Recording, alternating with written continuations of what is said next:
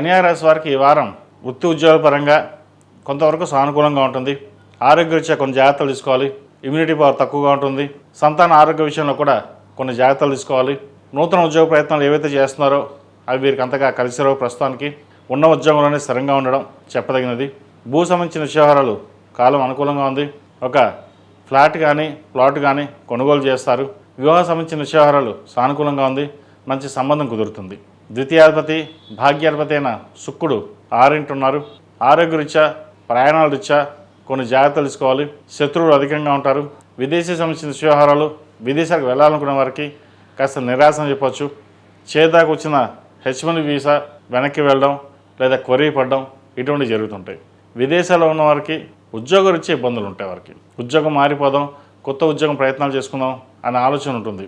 ఈ వారం వీరికి గ్రహగతులు అంత అనుకూలంగా లేదు కాబట్టి ఉన్న చోటే ఉండడం, అదేవిధంగా ధనం ఖర్చు పెట్టేటప్పుడు ఆచితూచి వ్యవహరించడం చెప్పదగిన సూచన. వివాహ సంబంధించిన వ్యవహారాలు కుటుంబ సంబంధించిన వ్యవహారాలు కొంతవరకు సానుకూలు పడతాయి. రావాల్సిన ధనం ఏదైతే ఉందో అది చేతికి అందిస్తుంది. కోపతాపాలకు దూరంగా ఉండడం, అన్నీ మనకే తెలుసు, ప్రతి ఒక్కటి మనమే ముందుంచి చూసుకోగలం అనే భావన ఎక్కువగా ఉంటుంది. అందరినీ గుడ్డిగా నమ్మకుండా మీకు మీరుగా నిర్ణయాలు తీసుకున్నట్లయితే మంచి ఫలితాలు ఉంటాయి.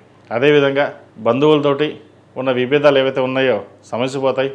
ముఖ్యంగా తల్లి వరపు బంధువులు స్థిరాస్తి సంబంధించిన వ్యవహారాలు కోర్టు వ్యవహారాలు వీరు సానుకూల పడుతుంది.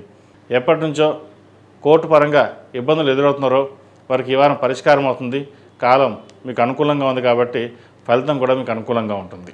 అదేవిధంగా ఈ రాశిలో నిర్మించిన విద్యార్థులు జాగ్రత్త వహించాలి. ప్రతిదినం ఆరోగ్యరీత్యా కొంచెం జాగ్రత్త వహించాలి. చదువు మీద దృష్టి సారించాలి. సోషల్ మీడియాకి మొబైల్ ఫోన్కి ఎంత తక్కువగా వాడితే ఎంత దూరంగా ఉంటే అంత మంచిది. అందరూ మన వాళ్ళే, వాళ్ళెవరు చూస్తున్నారు, వాళ్ళకంటే ముందు మనం ఉండాలి అనే ఆలోచనతో ఉంటారు తప్పితే కానీ చక్కగా చదవాలి, ఎదగాలి అనే ఆలోచన చాలా తక్కువగా ఉంటుంది. కాబట్టి విద్యా విషయాల పట్ల ప్రతి ఒక్కటి ఆచితూచి వ్యవహరించాలి. వివాహ సంబంధించిన వ్యవహారాలు వివాహం కోసం ప్రయత్నం చేస్తున్న వారికి కాలం అనుకూలంగా ఉంది. ఈ రాష్ట్రంలో నిర్మించిన స్త్రీలకు వృత్తి ఉద్యోగాల పరంగా వ్యాపార పరంగా సానుకూల పరిస్థితులు గోచరిస్తోంది. కష్టైఫలి అన్నారు పెద్దలు. కష్టం తగిన ప్రతిఫలం ఈ వారం లభిస్తుంది. పేరు పేకాత లభిస్తాయి. నలుగురిలోనూ మీ చేసే కార్యక్రమాలు సంఘ సేవలు ఏవైతే ఉందో 10 మంది మెచ్చుకోలుగా ఉంటుంది. రాజకీయ రంగ ప్రవేశం చేయాలని, రాజకీయ నాయకులతో పరిచయాలు ఏర్పరచుకోవాలని మీ చేసే ప్రయత్నాలు ఏవైతే ఉన్నాయో అవి సఫలీకృతం అవుతాయి. అదేవిధంగా హుందాగా ఉండాలి. 10 మందికి మనం సహాయం చేయాలి, లేదా 10 మందిలో మన అడ్మినిస్ట్రేషన్ బాగుండాలి, 10 మంది చెప్పుకోవాలి అనే భావంతో ఎక్కువగా ఉంటారు. ఈ స్పోర్ట్స్ సంబంధించిన వ్యవహారాలు మీకు చాలా అనుకూలంగా ఉంటుంది. స్పోర్ట్స్లో ఒక సీట్ రావడం కూడా ఒక సంతోషకరమైన వార్త అని చెప్పవచ్చు.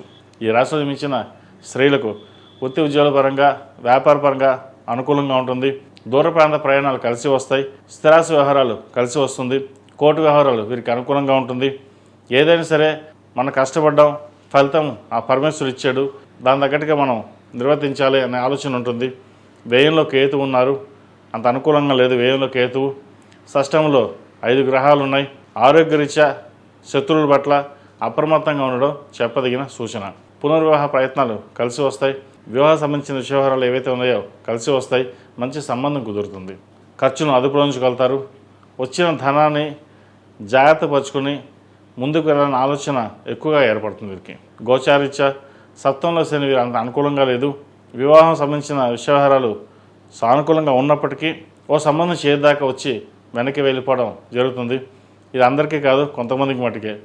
ఏదైనా మన మంచికే భగవంతుడు ఇంకొక మంచి సంబంధం ఇవ్వడం కోసం ఇలా జరిగిందేమో అని సరిపెట్టుకుంటారు. సంతాన విద్యా విషయాల పట్ల వివాహం పట్ల ఎక్కువగా ఆలోచించి స్ట్రెస్ తీసుకుంటారు. ఆరోగ్యం పట్ల జాగ్రత్త వహించాలి. ఈ రాశిలో మించిన వారికి కలిసి వచ్చే సంఖ్య 6, కలిసి వచ్చే రంగు గ్రీన్. ఏదైనా పని మీద బయటప్పుడు సోమవారం కానీ శుక్రవారం కానీ వెళ్ళండి, మంచి ఫలితాలు సంప్రాప్తిస్తాయి. ఈ రాశి వారు ప్రతిరోజు ప్రతినిత్యం ఓం నమో నారాయణ ఒత్తులతో దీపారాధన చేయడం, అదేవిధంగా మంగళవారం నాడు ఆంజనేయ స్వామి వారికి హనుమాన్ ఒత్తులతో దీపారాధన చేయడం చెప్పదగిన సూచన.